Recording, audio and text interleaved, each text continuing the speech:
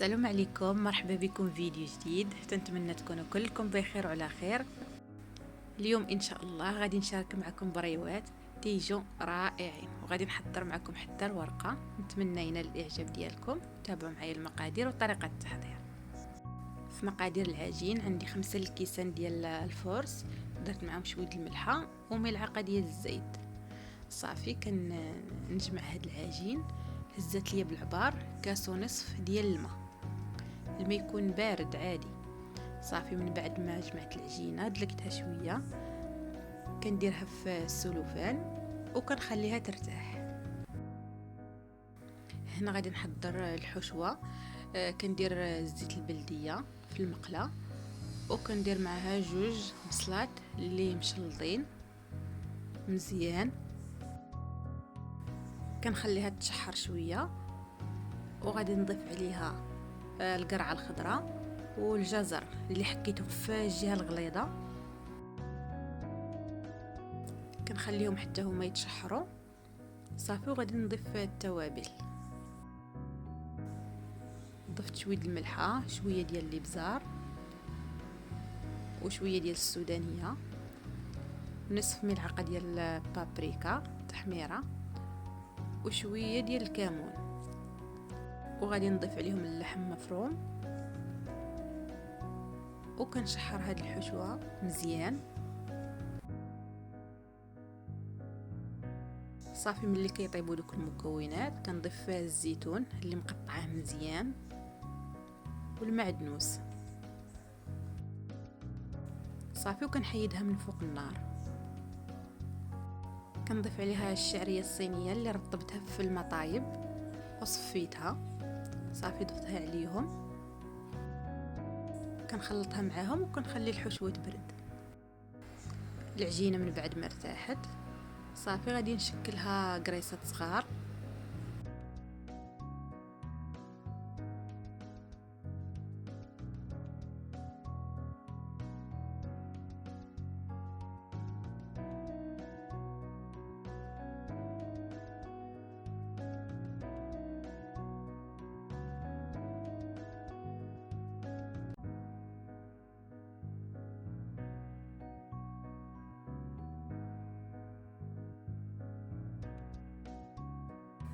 كنرش مزيان بالدقيق وصافي. وغادي نشكل العجينه كويرات صغار، خصهم ضروري يكونوا صغار.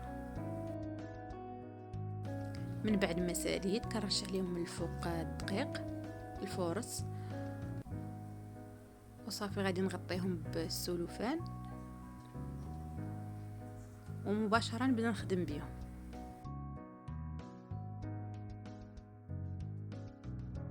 صافي هنا غادي نبدا نطلق في هاد القريصات. كنرش بالدقيق وكنطلقهم بالدلاك، يكونوا قياس واحد. كنطلقهم غير واحد شويه هكا.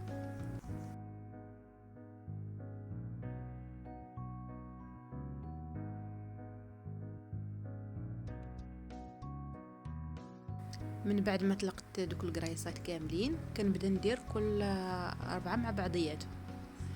كندهن مزيان بالزيت وكنرش بالفورس، وكندير وحده فوق وحده.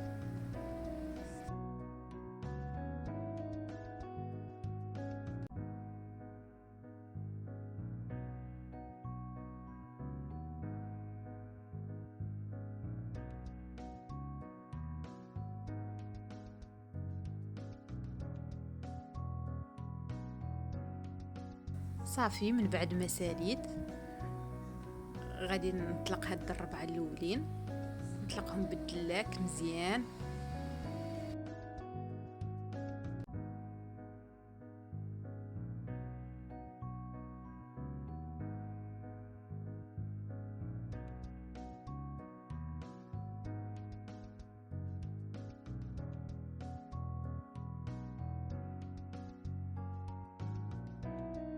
صافي كنهزها وكنديرها فوق المقله ديال الحرشه اللي قالباها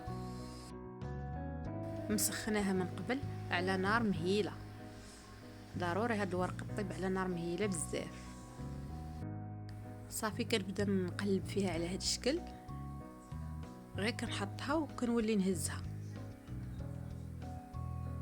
صافي ملي كتبان ليا بدات تقلع من الجناب كنحيدها.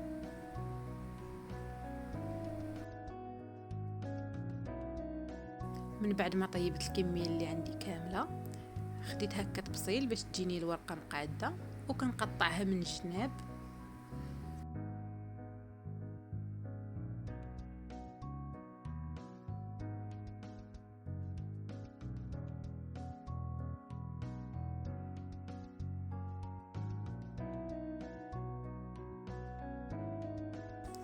انا هنا غادي نقسم الورقه على 4.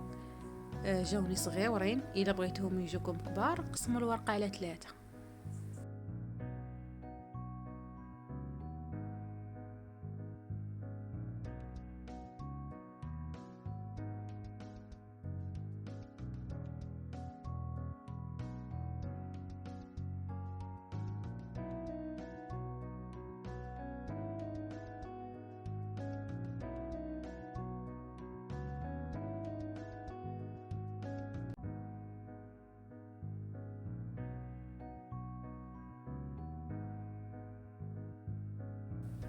صافي من بعد ما قسمتها كيكون هذا هو الشكل ديالها، ومباشره غادي نبدا نعمر البريوات.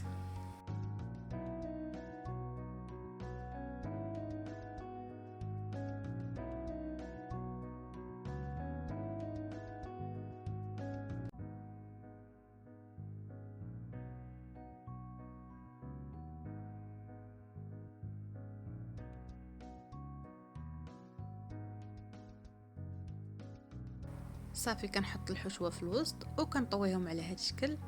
الطريقه راه باينه.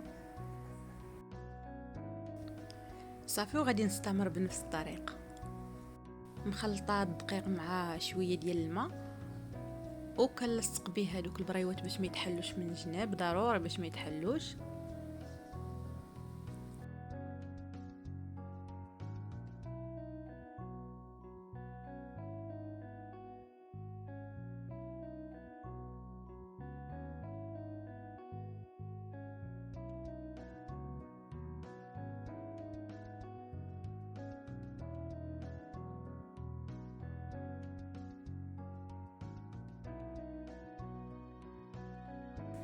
من بعد ما ساليت، هذه هي الكميه اللي عمرت، والكميه الاخرى اللي بقات لي ديال الورقه غادي نحتفظ بها.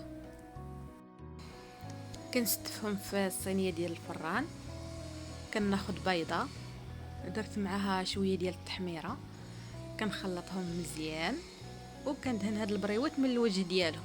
التحميره باش كتعطيني اللون البريوات، ممكن ندهنهم غير بالبيض. صافي دخلتهم للفرن، طابوا على نار متوسطه وخداو هاد اللون هذا. صافي ودرت لهم الفرماج الاحمر من الفوق اختياري، وتيكون هذا هو الشكل النهائي ديالهم. تيجو رائعين زوينين بزاف وسهلين في التحضير.